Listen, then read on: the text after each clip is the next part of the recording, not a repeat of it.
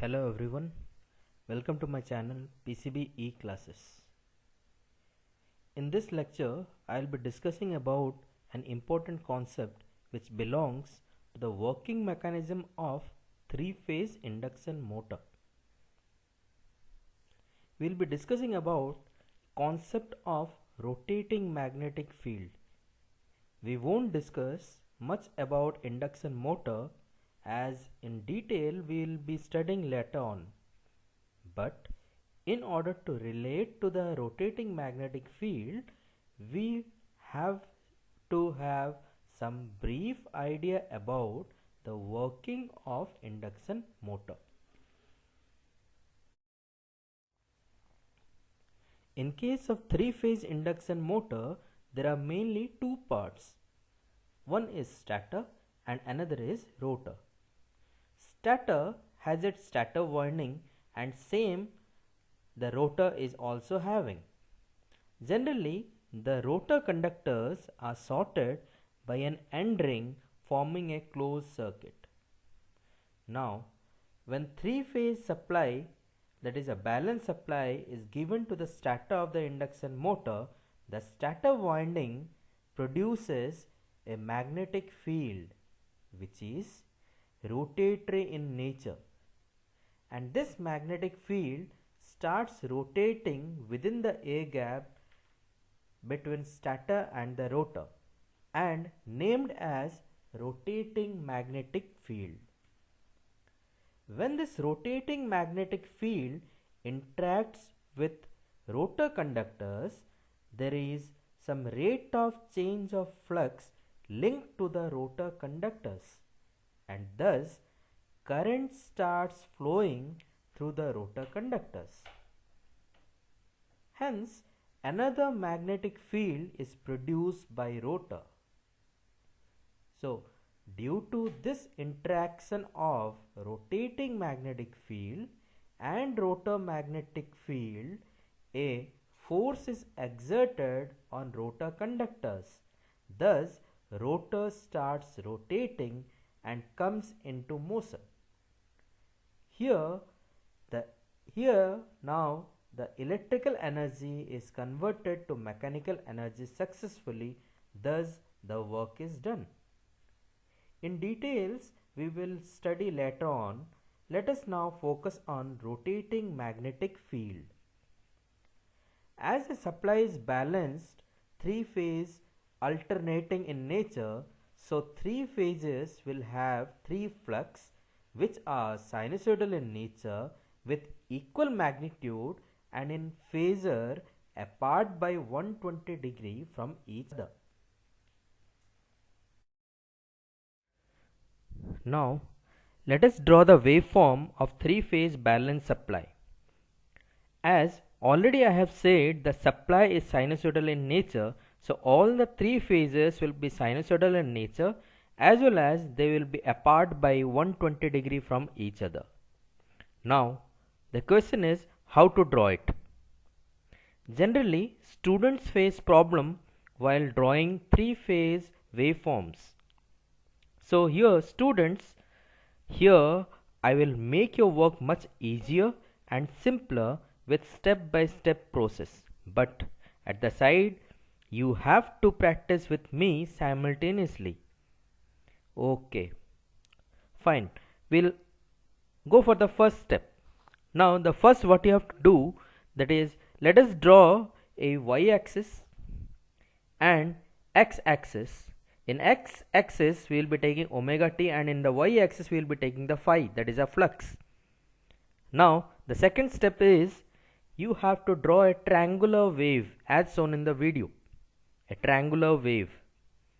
Now the third step is join the vertices of the triangular wave above the x-axis as well as the below the x-axis. You can see in the video, above the x-axis as well as the below the x-axis I have joined the vertices of the triangle. Thus this is your final three-phase waveform done. Now see here I have used some dotted lines in order to indicate the angles. and the angles are respectively shown, that is 0 degree, 60 degree, 60 degree, 60 degree apart I have done, and the cycle, a cycle is completed till in 360 degree. So till 360 degree we will be analyzing the rotating magnetic field, that is through the three-phase waveform. Now each wave is noted by some name, that is we have taken RYB.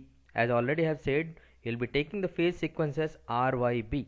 So the first is the red, that is a R, second is the yellow, and third is the blue. And the names are phi R, phi Y, phi B, that is the flux due to the R phase, flux due to the Y phase, flux due to the B phase.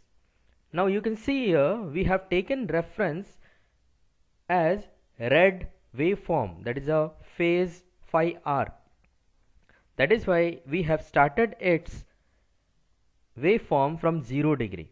Now see here the yellow line, where the yellow waveform starts, here the yellow waveform starts here,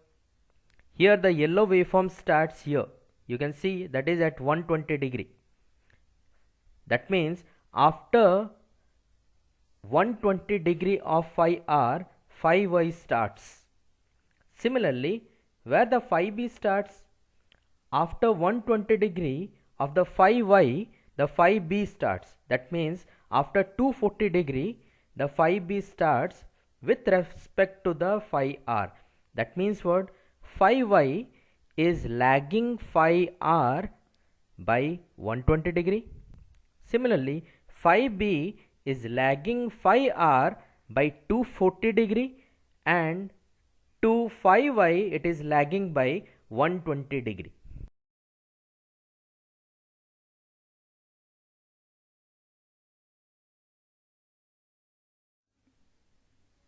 As already we have seen the three-phase waveform. Now, although the three-phase waveform is important, but those are need to be expressed mathematically. So let us see its mathematical expressions. Now, as already have said that we are taking reference here phi R. So phi R will be written as, you can see the on the right hand side you can see the waveform also. It starts from the 0 degree. So phi R will be written as, phi R will be equals to the phi m sine omega t. That is phi m is the maximum flux.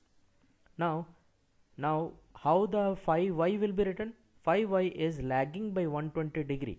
You can see here it is lagging by 120 degree. So it will be written as, here you can see that it is 120 degree lagging. So it can be written as phi Y will be equals to phi m sine omega t minus 120 degree. Whereas the blue line you can see that it is starting at 240 degree. That means it is lagging the phi R by 240 degree. So phi B will be written as phi m sine omega t minus 240 degree. Right? So these are the mathematical expression what we have written for the all the three phases what we are representing in the waveform. Now we will go position wise. Let us move to the position number 1, that is at omega t equals to 0 degree. Here you can see that omega t equals to 0 degree. Now if we are substituting the omega t equals to 0 degree in the above equations, then phi R will be written as phi m sine 0, that will be equals to 0. Phi Y will be written as phi m sine of minus 120, that will be equals to minus root 3 by 2 phi m, and mathematically or the decimal we can write down as minus 0.866 phi m. Similarly, phi B will be equals to phi m sine minus 240 degree, that will be root 3 by 2 phi m or 0.866 phi m. Now you can see here the phi R is 0 and phi Y is negative, phi B is negative. Let us visualize from the diagram. Here you can see in at omega t equals to 0, phi B is positive, phi R is 0 and phi Y is negative. That means we have verified the mathematical expression in the waveforms. So let us move to the next one. Now we will be representing this expressions in the phasor form. These all are in the phasor form. Now if I'll represent the phasor form, then phi r will, as I am taking the phi r as a reference, so phi r I'll be taking in the 0 degree axis. So it is the phi r.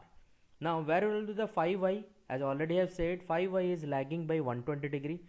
That is lagging. So it will be here that phi y will be equals to phi m sin omega t minus 120 degree. That is why 120 degree lagging. Similarly phi b, another 120 degree lagging. So in between them, or they are apart by 120 degree, already have said it. So these are the 120 degree, this will be 120 degree, and this will be also 120 degree. But coming to the position number 1, when we substitute omega t equals to 0, phi r is 0. That means phi r magnitude is not present. So phi r will not be there. Now remaining two phases are there, that is phi y and phi b. Now phi y is negative. That means we won't take positive part, rather we will be taking as negative. So we are taking as minus phi y. So there are two vectors or the two phases now, phi b and minus phi y. Between them we have to find out the resultant. Now between them what will be the angle? That will be the 60 degree. So the resultant will be exactly bisecting the 60 degree. So this will be also phi y minus phi y, and this will be the phi b, and the resultant will be this one. How to find out the resultant mathematically, we will see now. But after the resultant, the angle is divided equally, that is the 30 degree, and this is also 30 degree. Coming to the mathematical expression, what is the phi resultant can be written? It can be written as two vectors. We are seeing here that phi b is making angle with the resultant 30 degree, and minus phi y is making angle as 30 degree. So if we will divide into components, then this will be the minus phi y cos 30 plus phi b cos 30. But as we are taking the magnitude, so minus phi y will be equals to 0.866 phi m only, and cos 30, as we know, it will be the root 3 by 2. So after that, as 1.5 phi m, that is 1.5 times of the maximum flux.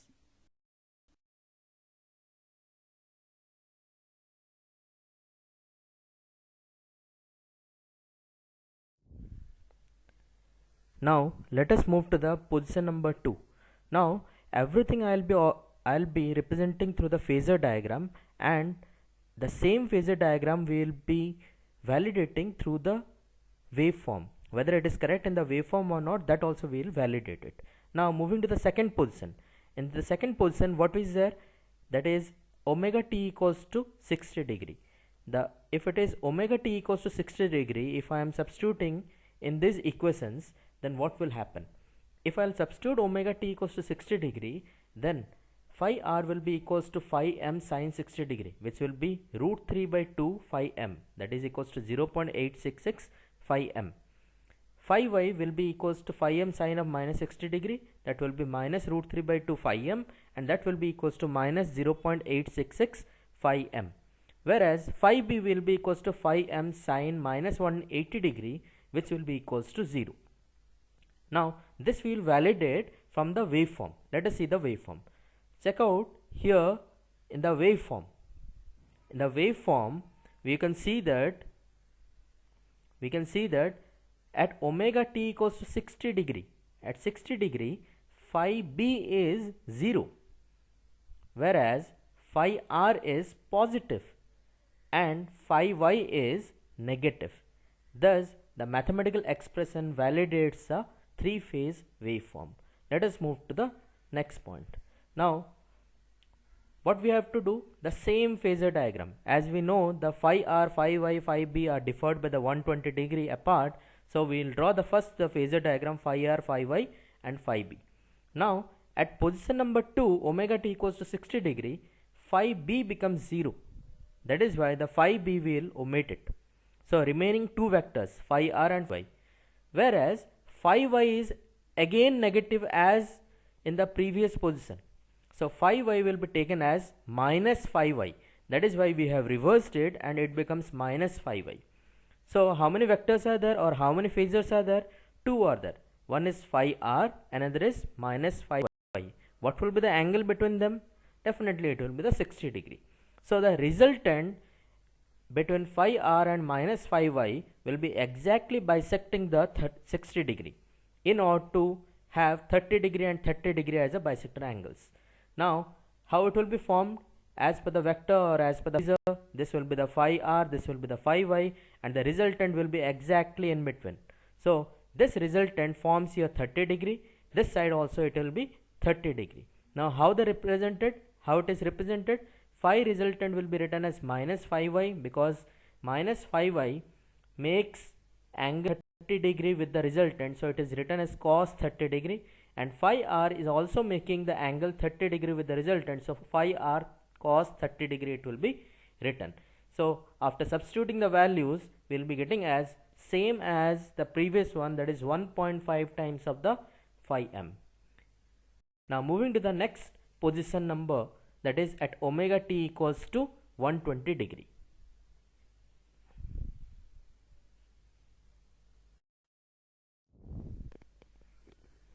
Now we will see that at omega t equals to 120 degree, what happens? At omega t equals to 120 degree, when we will be substituting omega t equals to 120 degree in these equations, we will be getting the values, respective values of the phi r, phi y and phi b. And here we can see that phi r is positive, phi b is negative, and phi y is 0. Let us validate from the waveform. Let us see for the waveform. At omega t equals to 120 degree, we can see that phi y is 0, phi r is positive, and phi b is negative. Hence it is validated in the waveform also. Now the same thing, the phasor representation we have to do it. All the three phasors we have to draw which are 120 degree apart. So the first thing what I will be doing, phi r, phi y and phi b 120 degree apart. Now here I am seeing that after omega t equals to 120 degree substitution, phi y equals to 0. So phi y will not be there, whereas phi r and phi b will be there. But phi b is negative, so we are taking as minus phi b. So there are two phasors now. Angle between them is 60 degree, and we have to find out between them the resultant. So in order to find out the resultant, we will draw this one phi b again, and here it is phi r, and the resultant exactly bisects the 60 degree and forms 30 degree with the phi r and 30 degree with the minus phi b. As phi r is forming 30 degree and minus phi b is forming 30 degree with the resultant, so the phi resultant will be written as minus phi b cos 30 plus phi r cos 30. After substituting the values, we are getting the same as the previous one, that is 1.5 times of the phi m, that is the maximum flux value. Now moving to the next one, that is omega t equals to 180 degree. Now the same thing will be continuing for each and every positions. Now at omega t equals to 180 degree, when we will substitute the omega t equals to 180 degree in the above equations, we will be getting the phi r values and phi y value and the phi b value. We can see that phi r equals to 0, phi y equals to 0.866 phi m, and phi b equals to minus 0.866 times of phi m. The same thing, validation with the waveform, we can see that at omega t equals to 180 degree, the phi r becomes 0, phi y is positive, and phi b is negative. So it is validated. Now let us move to the phasor diagram. Same phasor diagram, 120 degree apart, all the three phases will be 120 degree apart. Then after, as per the omega t equals to 180 degree substitution, phi r becomes 0. So we are omitting the phi r. Whereas phi y and phi b are present, and phi b is negative, so we won't take positive phi b, rather we will be taking as minus phi b. So two phasors are there, and between them we will be finding out the resultant. In order to find out the resultant, we will form the vectors or the phasors, that is minus phi b, here it is phi y, and the resultant will exactly bisect the angle between them, that is 60 degree into 30 degree and 30 degree with minus phi b as well as the phi y. Now phi y forms 30 degree and minus phi b forms 30 degree with the resultant. So the resultant will be written as the same as the previous slide. so it will be coming as 1.5 times of the maximum flux. Moving to the next position at omega t equals to 240. At omega t equals to 240 degree, the same thing, after substitution we are getting the equations as this one, and we can validate from the phase waveform, and after that we will go for the phasor diagram. It's very important, the phasor diagram is very important. So all the phases are apart by the 120 degree, and phi b is 0, so phi b will be omitted. Phi y and phi r are there, but here phi r is negative, so we will take that plus phi r, we will not take, rather we will take as minus phi r. So between them we will find out the resultant. It bisects the 60 degree and gives the resultant, and so on, and it forms a 30 degree with the minus phi r, and with phi y also the 30 degree. So the resultant equations can be written as the same, minus phi r cos 30 plus phi y cos 30, and it gives a 1.5 times of the phi m. Similarly, the position number 6. At position number 6, that is omega t equals to 300 degree, the same thing, phi r and phi y, phi b values we are finding out, and we are validating it. Then after we will go for the phasor representation, phi r, phi y, phi b, whereas here phi y is 0, so phi y is omitted, phi r is taken as negative, so phi r is taken negative, and in between them we will be finding out the resultant, and it bisects the angle 60 degree into 30 degree and 30 degree with phi b and minus phi r. So the resultant will be written as same, that will come as 1.5 times of the maximum flux. Moving to the next one, that omega t equals to 360 degree is the same one, that is the position number 1 where it starts. So 360 degree is otherwise known as the 0 degree. So it will replicate the same as the position number 1, and the phasor diagrams are shown in the right hand side, the same 120 degree apart, and here it will be phi y is negative, so we'll take as negative, and the resultant will come as same as at position number 1, and it will be written as 1.5 times of the phi m, that is 1.5 times of the maximum. Now let us come for the conclusion. What is the conclusion? Now the conclusion is that for each and every position we are getting the resultant as shown in the video. Position number 1, position number 2, position number 3, position number 4, and position number 5, 6 and 7, which is equals to the 1. All the resultant and the direction of the movement of the resultant flux is in the clockwise direction. As you can see it, it's in the clockwise direction. That means the resultant flux magnitude is 1.5 times of the maximum flux, which is constant, and it rotates from position number 1 to the 6 in the clockwise direction. That means the magnetic field resultant is constant as well as it rotates. That is why the magnetic field produced by the stator of induction motor is said to be the rotating magnetic field. So these are the conclusion what we are having. In the screen you can see it. The phi resultant will be 1.5 times of the maximum flux, and the resultant flux rotates in the clockwise direction. This implies magnetic field is rotatory in nature. Thank you.